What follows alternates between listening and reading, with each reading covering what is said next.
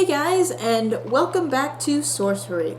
Last time we met up with the Red Eyes and got thrown in jail, and maybe even made a new friend to replace the one that we sadly lost a little while ago. Now we are on the run from that jail, hoping they will never find us, and still looking for that group of spells that will one day let us get the heck out of this crazy city. That all being said, we have some options on where to go next. We can go through the arch, to the statue, to the halls of Vlad, or to the left fork. The necropolis. Oh my gosh, that does not seem like a good place to go. I think we should finally go ahead and... Oh, we are right next to the statue. Let's go ahead and go to the statue for now. You go over to the statue and look into the pot. It seems to contain almost 20 gold pieces. 20 gold pieces, but with what cost? Cost of my life, probably. Let's look up at the statue. Tilting your head, you look upwards at the statue. He is an imposing figure, at least 44 times your height and solidly armed. You do not recognize the god depicted, but his presence so close to the gambling hall suggests he is either a god of prosperity or a god devoted to punishing those who do not pay their debts. I guess let's leave well alone. It seems most suspicious. So much gold out in the open? It must be a trap. The day is drawing on. Let's go on through the arch. You head back down the road under the arch and into the plaza. On this side of the square, the main road continues on through a low arch. 1,000 other alleyways lead off in directions into Upper Khare. Let's approach the monument. You approach the crowd around the monument, which is so thick it is hard to see inside. "Here," says one of the creatures whom you elbow aside. "Be careful." Apologize. You apologize, and the creature huffs and moves away through the crowd. Clambering up the steps of the monument, you finally get to see inside, but the monument seems to be empty. There is just a circular rug that fills the floor space. The crowd murmur and whisper. I would not step into that. That definitely seems like a trap. Let's ask someone about it. "What is this monument?" you ask one of the creatures. "Can't you tell?" the creature replies. "Were you born yesterday?" Suggest an idea. You rack your brains for something that could explain it. "It's a trap?" Creature nods. "You're right, stranger. Several Red Eyes have disappeared into it. We're waiting to see if anything comes out, and if it does..." He opens his eyes for a moment, and you catch a glimpse of burning red fire in the sockets of his skull. Then his eyelids close once more. The crowds are clustered around the monument, as though expecting the rug inside to move. Let's step away. You step away, shaking your head. You can make no sense of it. From a side alley, 2 red-eye guards burst into the space, looking hot and bothered. They turn their faces this way and that, but they don't seem to be able to catch your scent. A moment later, they dive back into the alleyways to continue the hunt. You have lost them. Good. That's good. Back at the monument. You cast another look at the monument and the crowd around it, but nothing seems to have changed. The creatures are still waiting for something. A peddler with a tray around his neck walks past you in the square. "Anchorwort, Blimberry, Poultice of Millweed." Let's go ahead and talk to him.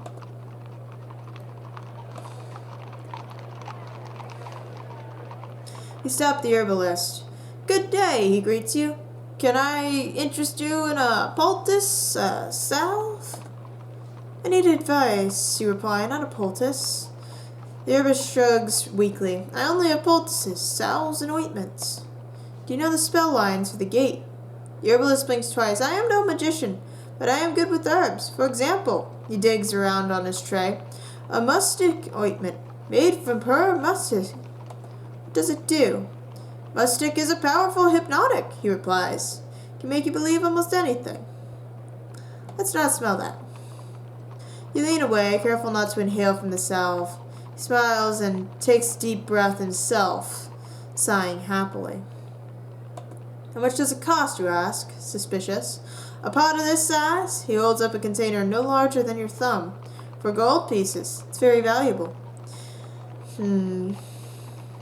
What else do you have?" "Give me something else," you tell him. "You owe me." "Why?" The man nods, his pupils dilated. "Why? Of course I do," he agrees. I know I do. What do you want? What else do you have? A blimberry salve, the man replies, made from the finest blimberries. I'll take it. Stash it. The potion will come in useful later. You bid the man farewell and he walks away from the square. A man pushes a wheeled cart of fruit and sets up a stall. Let's go ahead and visit. Your pack is empty of provisions. Perhaps you can restock. I'm still confused at why that guy owed me. Maybe because he tried to drug me? Interesting. You walk over to the fruit seller. Morning, he declares morosely. Morning, he declares morosely. His eyes, like everyone else's, are closed. I'd say it was a beautiful day, but it isn't. Would you like to buy something? He waves his hand across an eclectic tray of fruit. All of it is rotten, except for one glistening bomba fruit. Let's look at the fruit. How much for the bomba, you ask? 4 gold pieces, the vendor replies. They're good for you, you know. I need provisions, so we're going to buy it. You hand over 4 gold pieces, and the vendor takes the bomba fruit and drops it into your arms. It is heavy, but smells ripe, and the flesh is usually excellent. I have a friend, he remarks, who ate 5 of these every day. Never got ill. Then he never got out of the privy either. Let's talk to him. I'm new to this part of the city, you say. I need directions. The fruit vendor nods, eyes still closed. What are you hoping to find? Not meaning, I hope. I need to find the spell lines. I need to find the first noble of Khare. I need to find a blind beggar. I need to find a blind beggar. Lots of beggars round here, he answers. They don't buy anything.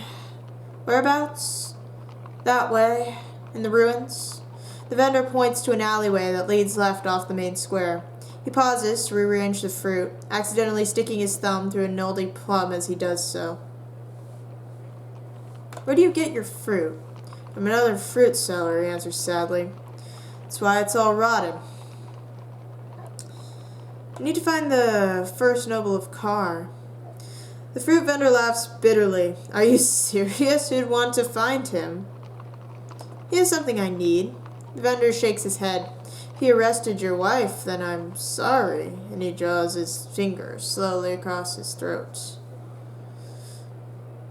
Alright. You have nothing else to say. You bid farewell to the fruit seller and head away from the stall back into the center of the square. Back to Whale. You return to the middle of the square. The creatures in the square mill about, talking in hushed tones to each other. You look around the various exits from the square. So... reminds me, where did he just say to go? The ruins. Found in the ruins of the Fallen Quarter. Okay, where's the Fallen Quarter? Not in the Red Quarter. That place I hope never to return to. This is the Necropolis.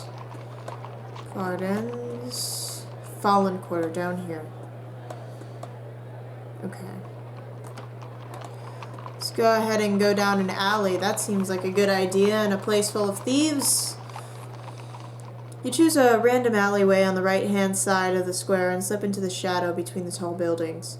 The houses either side are well-built and well-defended. There are iron railings on the windows, and some even have arrow slits and porticoes. One householder has dug a moat across his front door.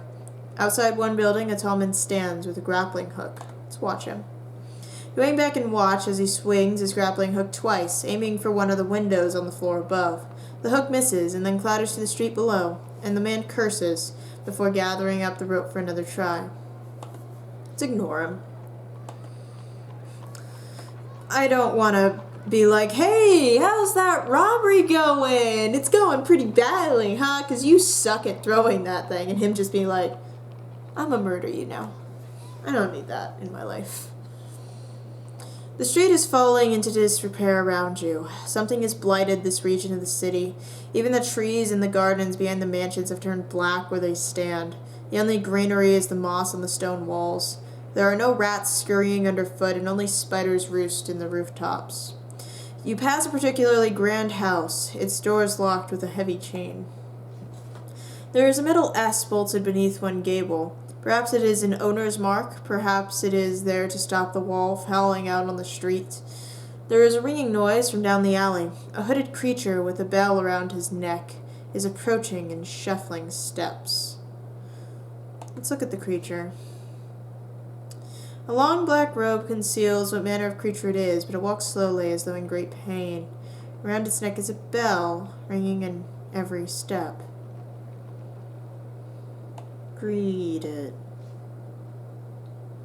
Greetings, stranger, you call. The creature with the bell does not look up, but continues its shuffling approach.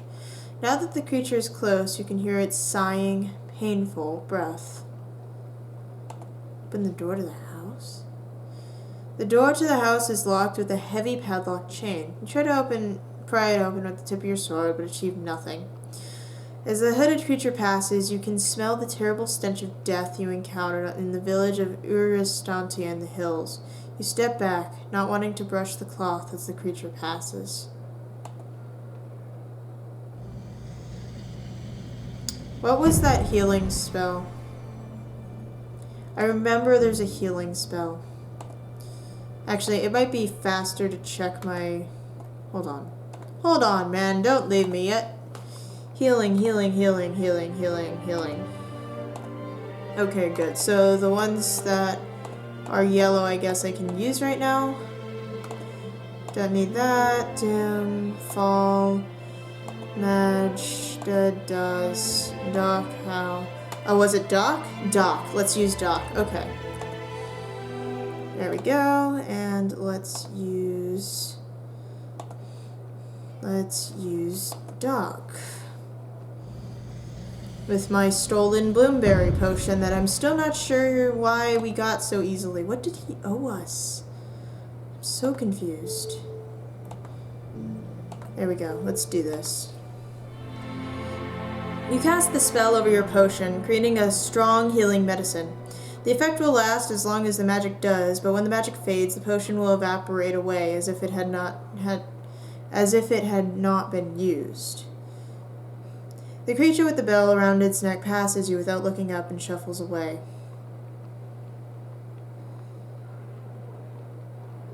I want to give it to him.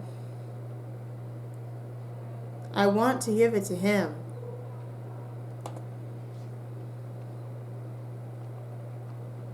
I wanted to give it to him.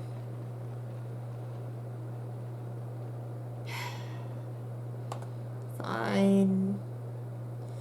I'll take the extra stamina, I guess. You leave the empty house behind. A narrow alley opens up to your left, slipping between the buildings. Let's go ahead and keep going down the road. I'm really sad that I didn't get to give it to him. The buildings are thinning out. Through a gap between roofs, you can make out a tall, crooked steeple some way away, like a finger pointing up towards the heavens. A dark shape sits at its very tip. Look at the shape. As you watch, the shape seems to grow wide, then flatten once more, as though it had opened and closed. A bird, perhaps, or simply a flag, draping downwards in the still air.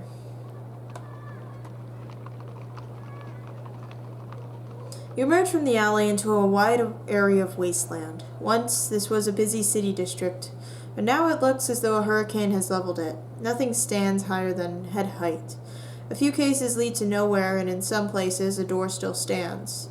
Plants grow from every crevice and crack as though someone had poured green paint over the whole scene. Things are constantly moving and shuffling between the leaves. Perhaps somewhere here you will find the beggar who used to be a noble. The road, such as it is quickly smothered by piles of wreckage. There are lots of other ways to pick your way through. One possible route leads up and over the side of a broken-down house. Another passes by what once might have been a mill. You would have to climb over the mill wall to continue this way. Let's look at the broken house. The house has been sliced like a many-layered cake, showing the floors that were once inside. Opened rooms have been stripped of their color by the wind and lights and of their possessions by a decade or more of scavengers, but there are still hints that this place was once a family home. The hooks in the ceiling above the hearth, the marks notched on a ground floor pillar that suggest the height of growing children. Who would build a mill out here so far from the river? Still, there is a gigantic mill wheel lying on its side in the path. Despite the state that the building next to it is in, the wheel itself seems perfectly intact, and has not even lost its perfect circular shape. That's a trap. We're climbing the house. You clamber up the fallen rubble to the roof of the broken building. From here, you get a clear view across the rest of the wasteland. It stretches for a mile or two, and will take about an hour to cross on foot. And at its far side, a tall iron fence thick with heavy slices across the land, perhaps to keep the people of the wasteland out, or to keep whatever is beyond the fence in. In the distance, you see dark shapes moving across the sky. Why would I stop and eat something? No. I've eaten plenty for today. You make your way down the far side of the building and back onto the path beyond, which soon forks. Need to get to the fallen quarter. You follow the path to the right between broken foundations and cracked streets. On one side, a roof sticks half out of a sand dune. On the other, a front door lies flat on the ground as though leading to a hidden cellar. Then the path comes to a building that, amidst all the destruction, is still standing. Its door is closed, and its stone walls seem completely intact. Try the door. I don't like this. At all. But I'm so curious. But I'm so curious. I'm so curious. Like, what kind of person keeps their door open in a place full of thieves? The house consists of a single room, with a large table and a large chair, and in the far corner a sealed box. Everything seems in good repair. The wood looks waxed and polished, and the hinges of the box are free of rust. Oh yeah, this seems safe. From the doorway you stop and look around, and that's when you notice the foot sticking out from under the table. You go over to look at the foot. It is clawed in a dull shade of gray-green. It is about the size of your head and sticks out from under the low table. This house feels dead. Even the air inside seems not to move. Reaching forward with your sword, you carefully prod one toe of the foot. Nothing happens. Feeling more confident now, you prod it once more. Still nothing. It seems like this creature is either very asleep or very dead. I don't like this. You hang back, hang on your sword hilt, and to see if the foot does anything. It does not move. It does not smell either. So whoever's foot it is, they are certainly not dead. Alright, we're gone. We're gone. This was a trap. We're not doing this anymore. Goodbye. You make your way between blasted walls and weed-encrusted rubble. There is constant movement in the corners of your eyes, rats scurrying to hide under stones and in the cracks. The path turns around a large stone fountain, which is toppled over on one side, revealing an empty well shaft leading down into the earth. Let's look at the fountain. The fountain is carved to resemble a giant serpent, leaning up from the base of the pedestal with its jaws open to devour a marble sun. Openings in the stone suggest that when the fountain was working, water ran between its scales and down onto the base, as though the serpent was being pushed down by a rainstorm. I don't see a reason to drop a coin into the well, so I guess we'll move on. Still, it seems like an odd choice. Maybe I might use the reverse feature here. Wishing to the whale for good fortune, you toss a coin down into the well. It plunges into the darkness, then with a thunk, it hits something, barely a foot or two down. By the sound it made, a wooden board? Let's look into the well. You peer over the edge of the well and look into the darkness below. There seems to be some kind of wooden ledge built half across the shaft, a short way down. Your gold piece is sitting on the ledge. Beyond the ledge, the well continues into darkness. Drop in a stone. You find a small stone and toss it down. It falls past the wooden ledge and then hits another a little further down. Someone has built a way into this well. Alright then. Let's go into the well, because that seems like a good idea. Oh gosh, this is a dungeon.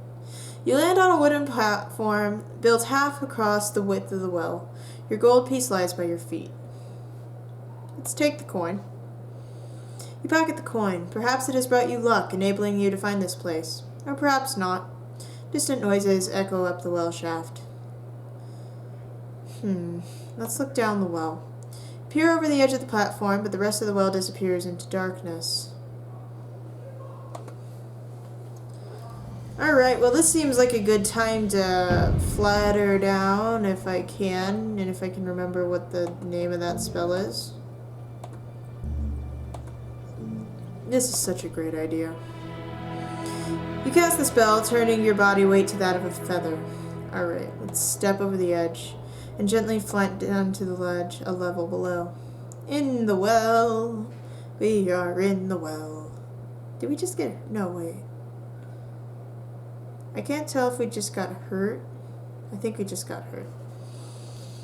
You hit the ledge below with a thump. Around you, the well shaft is pitch black. It is impossible to tell if this ledge covers the whole width of the shaft or if there is another drop inches away.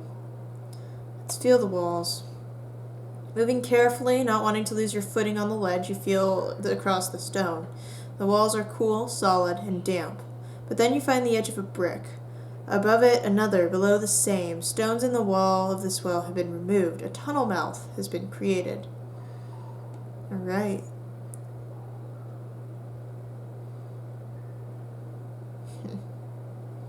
I didn't mean to say leave, so that's fine.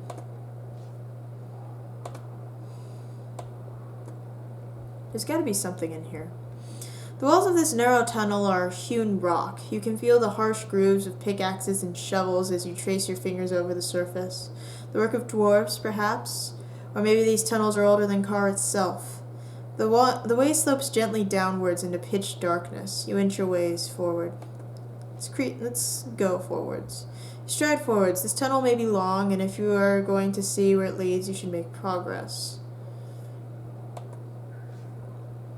Great. I'm falling!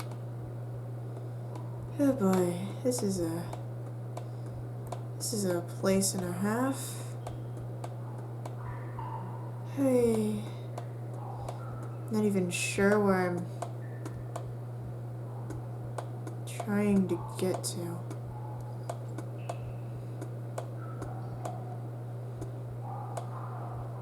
Clearly it's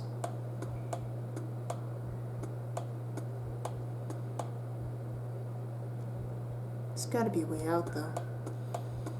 Maybe towards that waterfall I just saw. Alright, and down we go. You land with a shock in a pool of cool, greasy water, legs tangled up beneath your body. Picking yourself to your feet, you try to ignore the terrible smell that now covers your clothes. Where am I?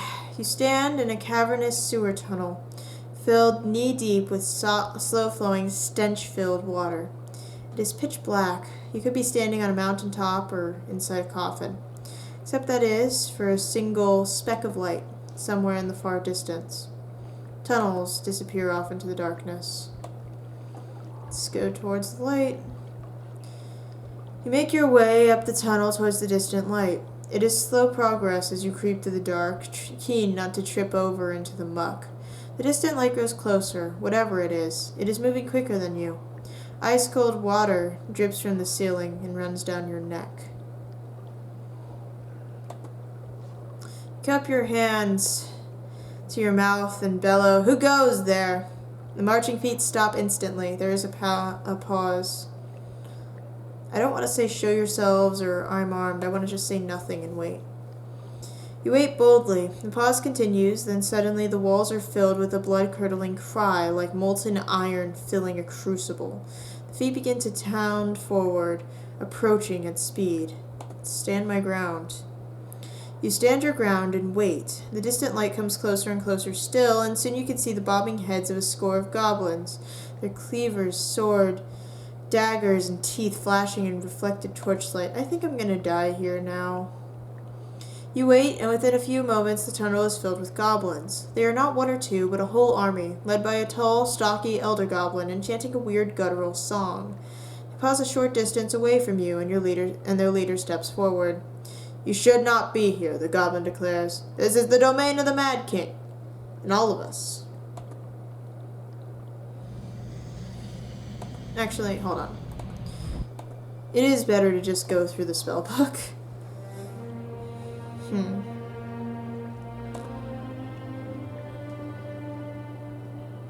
Interesting.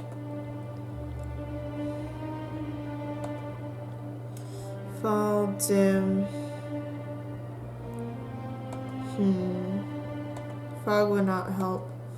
Tell would probably help. We should probably cast Tell. Probably, maybe even Sap as like a backup plan. Most formidable spell in lore, but no one knows why. It is all recorded history. The spell is only being cast once. Probably not Zed. What was Yob? Oh yeah, I could just summon a giant right now. Great.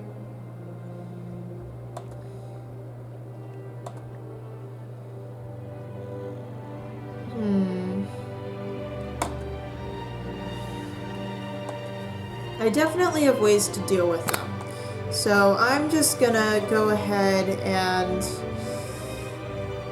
how do I want to start this? Guess I could just... That's interesting. Dumb could be fun. Alright, well, let's start with...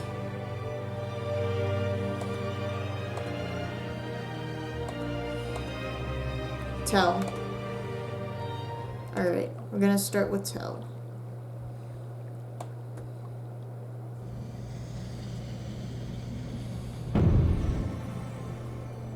Alright.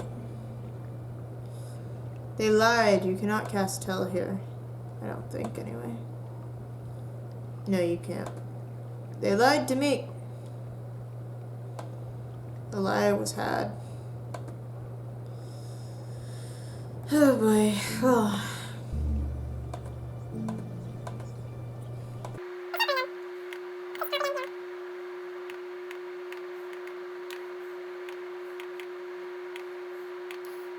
Alright. I'm going to... I feel like my only options here right now are apologize or take me to the king. I feel like if I apologize, they'll take me to the king anyway, so let's just take me to the king.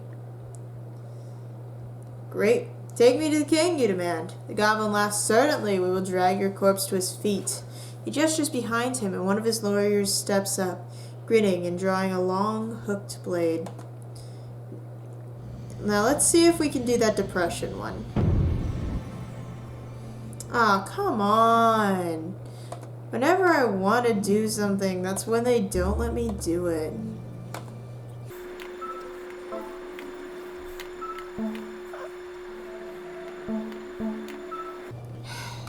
Alright. What was the slowness one? Not this one. It wasn't G. It was D. It was D, I think.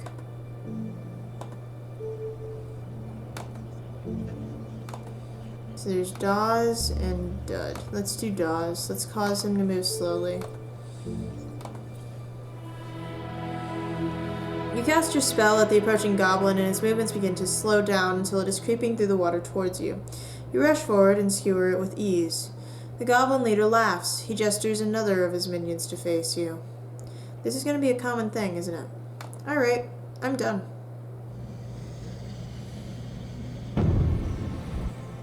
I wish I could, be like, hey guys, I'ma freaking kill you. Well, this is how it be. You cast the spell, casting a fireball at the nearest goblin. Wait, no, hold on.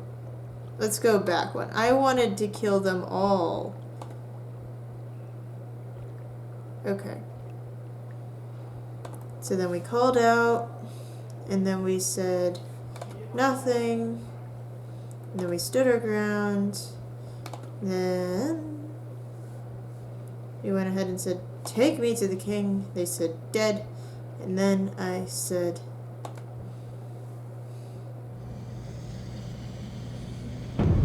you shall go slowly then.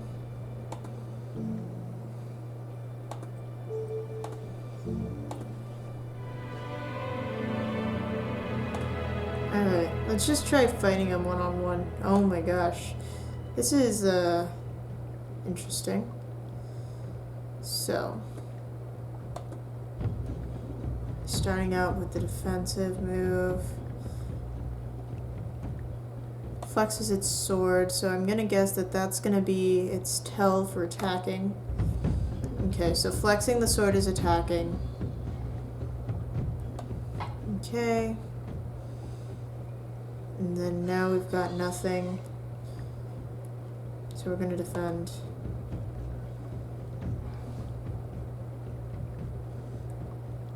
Okay, now it's gonna defend, I think, so... Yeah, I think this might be just a simple... Goblin eyeballs your stance cautiously. Cautiously? Alright, well. Keep sideswiping then. Surrounding goblins are growling and stamping their feet as you catch the creature with a light wind on the leg. The goblin shifts and runs across the sewer. Creature growls and stamps its feet in the muck. Alright, you wanna come at me, bro? Come at me. You're dead. Alright. Again, cast a spell. Just do that same thing. Oh, come on. Cheater.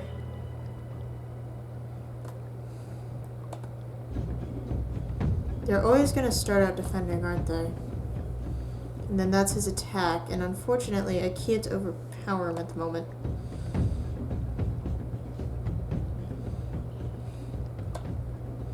Now I will definitely be able to overpower, but it's going to have to defend, so we're going to go with a nice good old side swipe. Watches you nervously. Like a 3 maybe?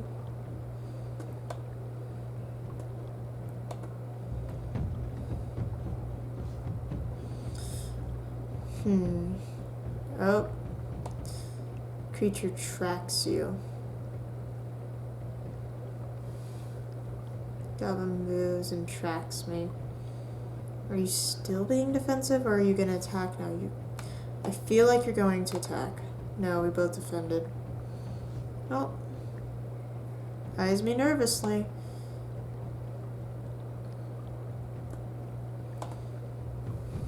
They seem very prone to defending. Ah, flexes its short sword. That's an attack. Yeah, you're done for. Alright, another goblin down. Genuine fear in his face. Alright, well they always start out with defending, so we're gonna go ahead and do a nice attack. Growls and spits. Quaking in terror. I just don't want to get hurt, so we're just gonna do a nice strong attack in case it fights me. Oh, that was a good move right there. That was a bit close. Following the goblin, you alter your sword grip and slash for its neck. It has its weapon raised for a strike and has left itself wide open. It is weakening. You will now have to defend. You do not defend. Interesting. I feel like it'll keep attacking now, but it might defend. Defended. Oh, no, it attacked. Okay, well, you're done. Competent combat, you know. Enough, the goblin later cries. You waste my time and my soldiers. Go in peace. And with that he waves his army on. They march off into the tunnel. You call and jeer at the goblins as they pass, but they are well trained. Even the grunts in the back ignore you. At the rear are 2 goblin generals. How many more soldiers does the Mad King want? The first asks the second as they pass their position. Thousands, the second replies, then spits. But he'll get what he gets. That he will, the first agrees, testing his blade on his thumb. The 2 walk on, still talking and muttering voices. Goblins are tramping away up the sewer. Another clue. Why is following the goblins my only option? Oh boy. I might pray for guidance here. Alright. Cool. Thanks, Spirit. I'm also... Is there something I can use to just figure out which way to go? Is that something I can do right now?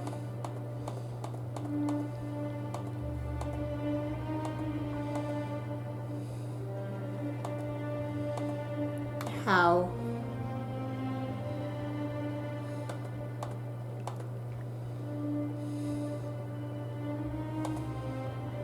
I'm looking for how.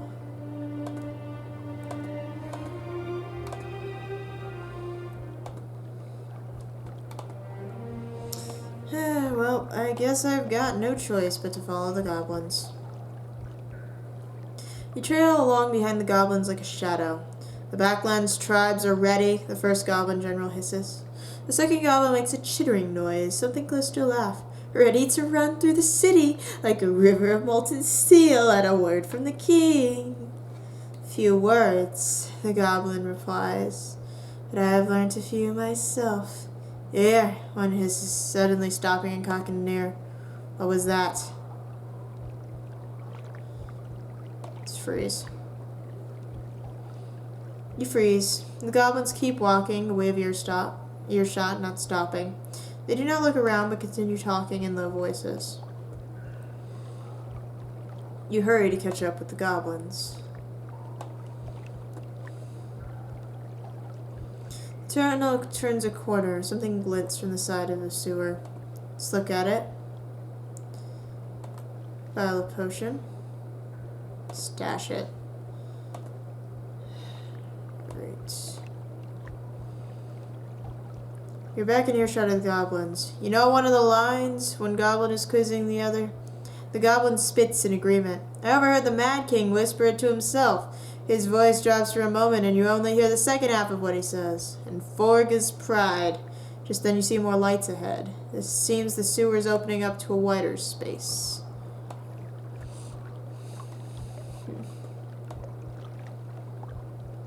Ah, interesting. So that's how I get out. Well, I could get out now.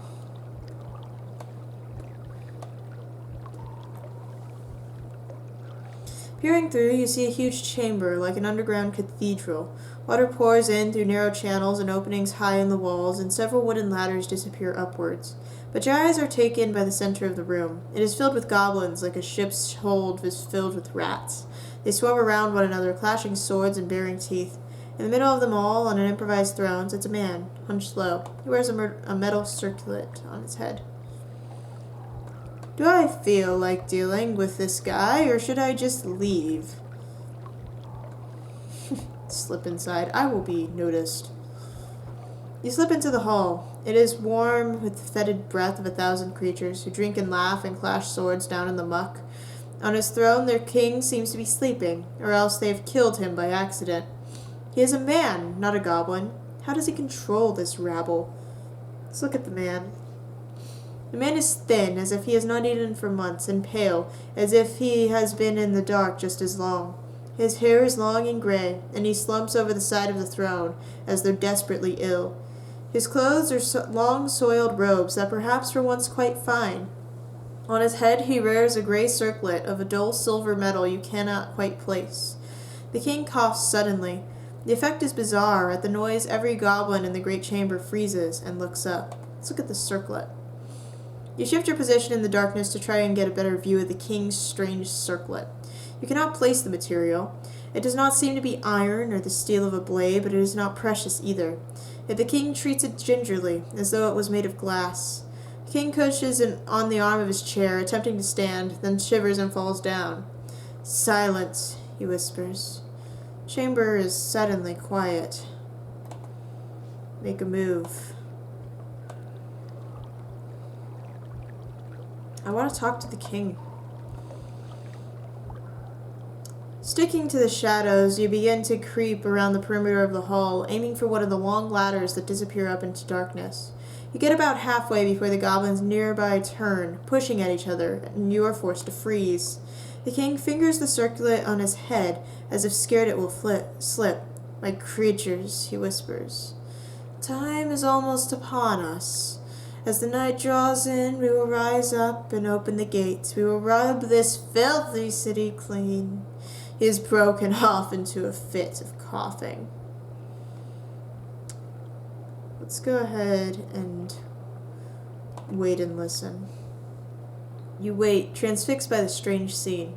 "The long journey is nearly over," declares the king, raving with madness. "The process I began when I blinded Lord Theta and left him a beggar. Finally the council will be destroyed and the city will be cleansed."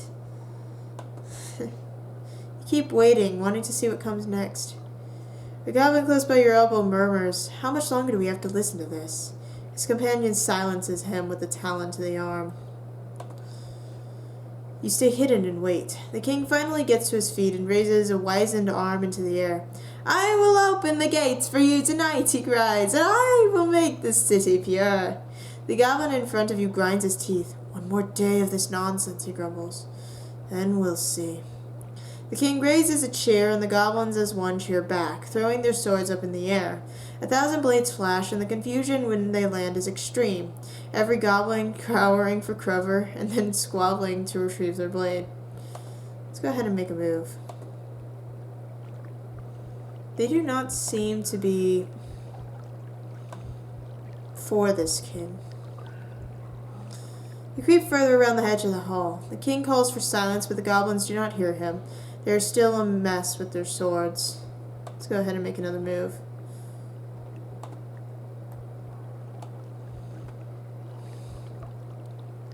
You cross the remaining strides to the base of the ladder. Once you start to climb, you'll be extremely visible, so you must choose your moment wisely. The king again calls for silence, clutching his circlet with one hand. This time, the goblins fall silent. You realize, with a heavy heart, that you have missed the best opportunity you will get to escape the chamber by ladder. Let's go ahead and wait. You stay hidden and wait. The goblins carouse and celebrate. The room is becoming unbearably hot and fetid. Time to go.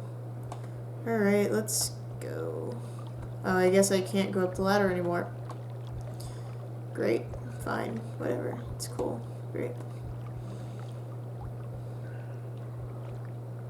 You turn from the ladder base and slip towards the sewer exit. The goblin celebrations are turning into a fight. You will be caught in the middle of it if you don't get away. Okay, well, sorry. Sorry. Ow. You make your way back around the hall. Around you, a group of goblins are attacking each other with picks and swords. One is thrown backwards, landing on top of you. Another brings down a blade. The goblin rolls to his side, and the blade hits you inside. You have been killed in a goblin skirmish. Your adventure is at an end. Well, good thing that we can reset a few times. Alright, well. We're gonna just go back a little bit.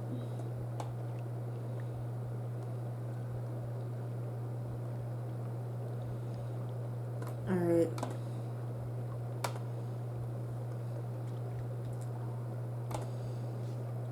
Let's go ahead and get out of here.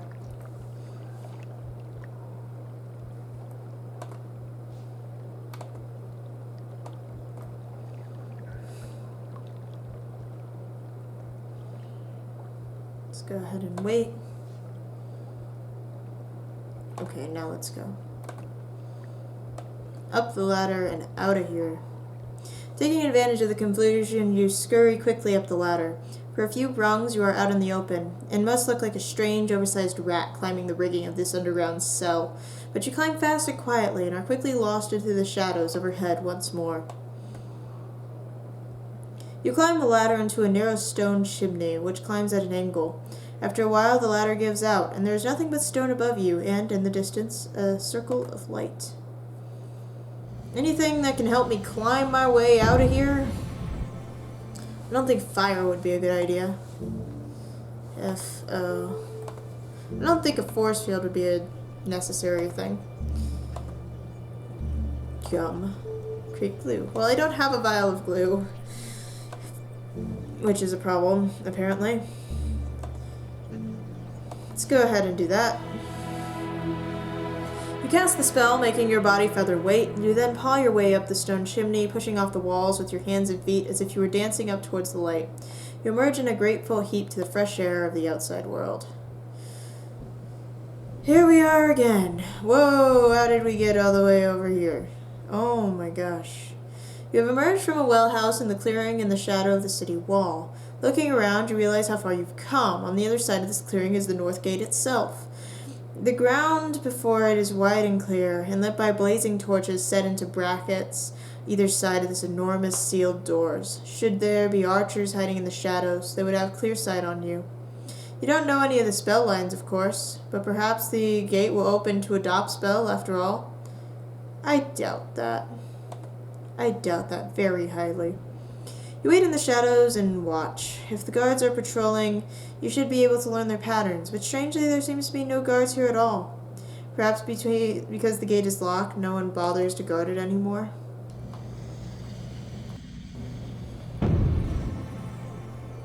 I don't think DOP would work. I just want to make that very clear.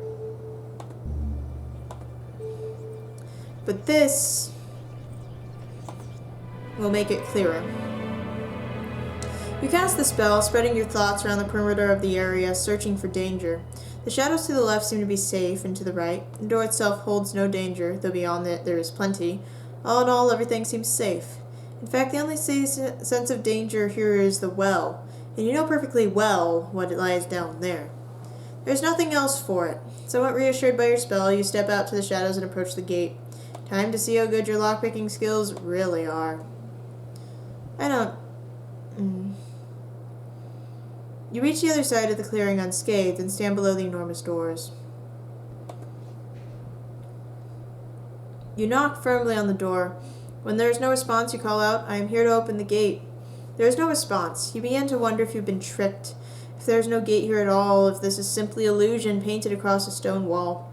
Suddenly you are not alone. A phantom voice ensues from the wood itself. "Halt, stranger," it booms. "Do you know the spell which controls the gate?"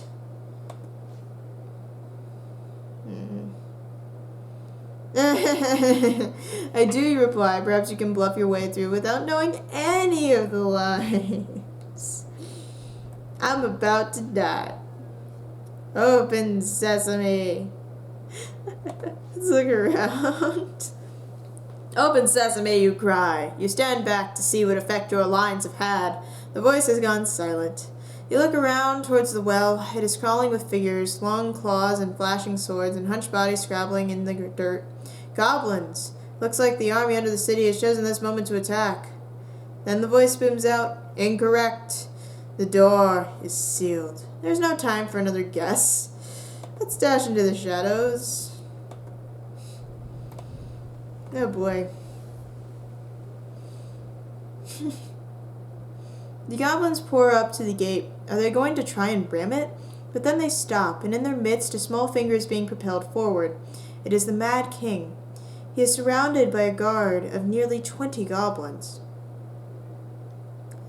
I might have to restart because of this. However, it does not seem like they like the king, and I feel like I can kill him easily. So we're going to do that. From afar.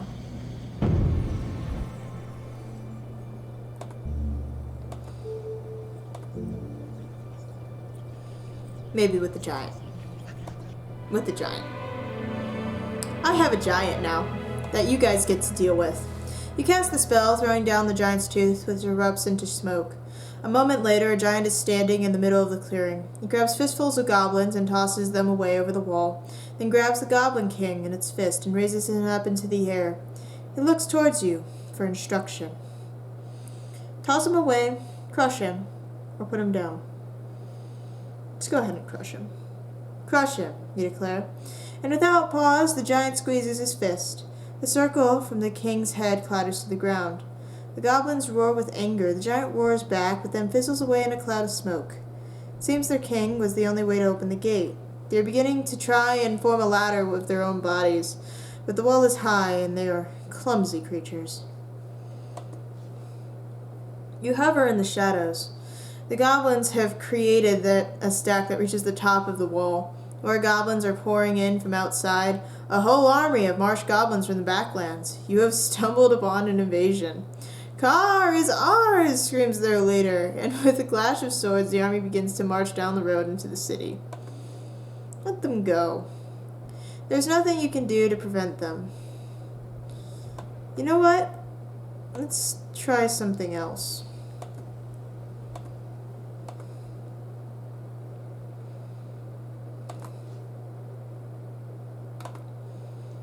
Let's do the exact same thing, except with one slight difference.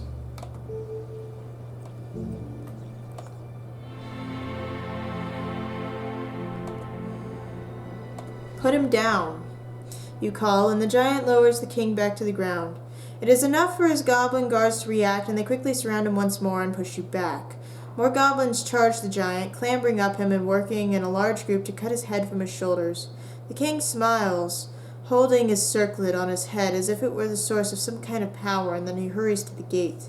Leaning down to the lock, he whispers something, but you cannot hear what he says. A moment later, the gate begins to move. It is opening. This is your chance to leave the city. You rush forwards, waving your sword madly to clear a path through the goblins. You are nearly through when suddenly a great cry goes up from outside the walls. Something is moving out there. You stand, suddenly rooted to the spot in the middle of the clearing, as a great cry goes up from outside the walls. More goblins are emerging behind hillocks and low rises in the land outside the gate. There are thousands of them. They are fully armed, and they are storming into Khare, filling the clearing and meeting their hill cousins in a loud and violent celebration. The man with the circlet in the gate cries with glee, "A new day for Khare begins!" He cries, clambering onto the shoulders of a nearby goblin as though about to make a speech. Oh, I'ma die. Quite suddenly, the goblins that are carrying him let go. He cries as he falls to the ground. A sword goes up. There is a scream. They have murdered their own king. What is going on here? The circlet from his head rolls to your feet. The goblins, clashing sword on shield, look towards the city with violent eyes. Let's take the circlet. From the way the king was clutching the circlet, you might have thought it was a thing of power, perhaps akin to the crown of kings itself. But it is nothing. Cheap, hammered iron. It still bears the groove from when it was once a goblin's sword. You toss it into the dust. You hang back in the shadow of the gate. More and more goblins are surging through the gate, and they are starting to organize. One, a leader of some kind, is hoisted up by others so he can address the crowd. Khare falls, he screams in his guttural voice, and every creature dies.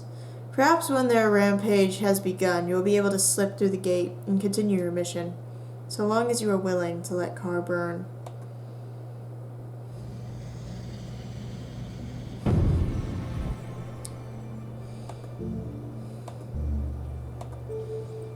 I don't think I want to cause lively dancing right about now, though it would help with the mood, just a little bit. Create a shield. I wish I had force field right now.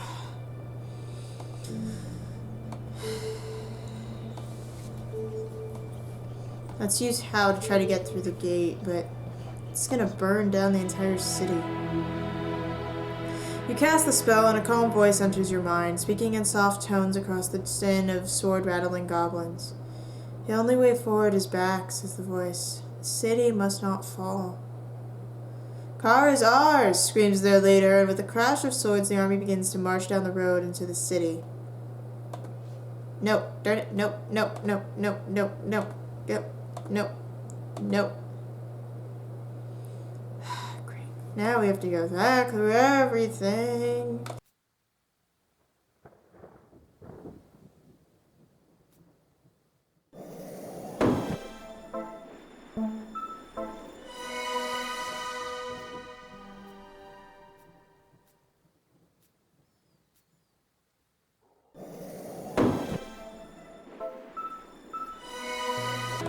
Okay, we're back here.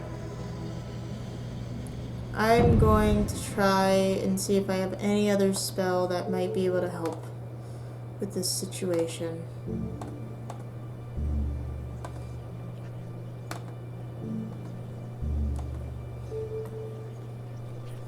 I mean, how non-intelligent are they?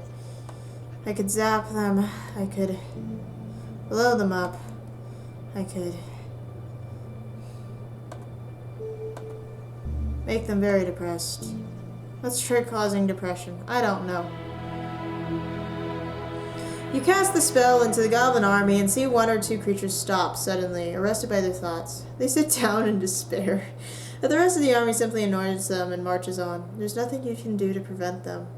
You stand in the clearing and watch as the army pours away into the city. You hear their guttural song echoing through the night. A few minutes later you see flames where they have torched the trees. It will take them an hour, perhaps, to pass through the necropolis into the market in the Red Quarter. Leave the city by the gate. You turn to open the gate. Beyond lies the backlands and the rest of your journey. Khare will have to burn, but you will not fail to recover the ground. You stride for the gate, then a voice rings out, "Stop, there is a better way." You look around, but you can see no one. But all around you something is happening. The marsh goblins entering the gate have slowed down, their warmongering becoming an absurd, stately dance. The noise in the clearing dulls to a low rumble. "I command you to stop," the voice cries, and you suddenly feel yourself hold rigid. From the smoke of the torches by the gate, a figure emerges. "Who are you?" you call out. "We have not met," the figure replies. It is an old man with a long beard and deep black-irised eyes. He paces through the churning goblin army to stand out in the open. His legs disappear into a spectral trail. He is at least part wraith. "Step forward," he commands, and you find yourself bidden.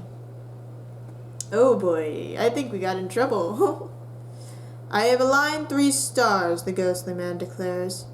Vic rises tonight. The goblins show their hand tonight. But also you. You are here tonight. My name," the figure intones, "is Lorak. I was once a scholar and a noble of this city. Later, I founded it." "You founded it later?" You reply confused. Who is this crazed shade? "I saw Khare was falling. Santos had lost his mind and sided with the goblins. The council was in ruins. My own life was threatened. I saw that Khare needed to be saved, so I went back to remake it in a way that could be saved. And here we are now. You have been here 2 days. I have been here hundreds of years, waiting for you to bring me the spell for the gate." "Why do you need me?" "I created the spell," Laura replies, "long ago. It has been passed down since then, changed, lost to me, split into 4 lines. I knew it would happen, since I was given one of those lines myself. So I prepared someone to find it again for me. For this night, I prepared you." "What are the spell lines for? I thought they unlocked the gate." "The spell does not open the gate." His tone is heavy and dark, like tarred timber. "The spell controls it. And there are deep magics burned into the wood itself, magics that have poisoned this city and burnt fire into the eyeballs of those who live nearby." He stares at you, his coal black eyes expressing no emotion. "Deep magics I place there to be used by you, tonight. I am dead. You must act for me." "How can I find this magic?" you ask. "I traveled the city and learnt nothing." The wizard nods. "The lines are known to 4 nobles. Lord Theta is blind and living in the wastelands of Upper Khare. Lord Shinva is dead but not forgotten in his mausoleum in the necropolis. Lord Molas was a follower of the god Slang. In his shrine near the docks of Lower Khare you may learn his line. As for my line, I give it to you freely. Tumblers too sealed deep inside.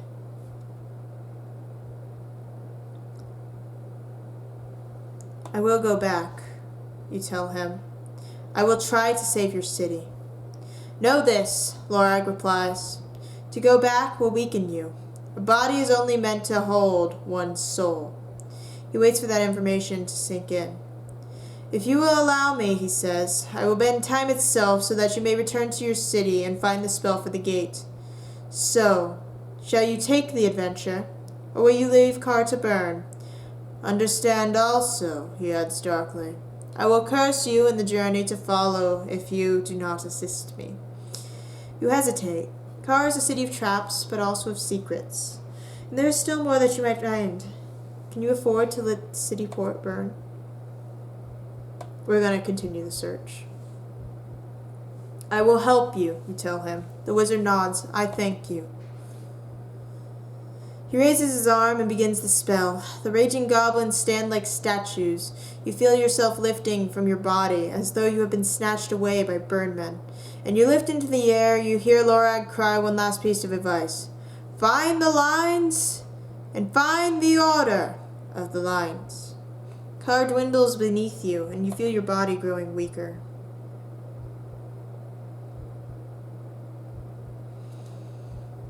Whoa. So I can choose where to go. How far back to go in time. I guess if we're gonna restart, might as well restart.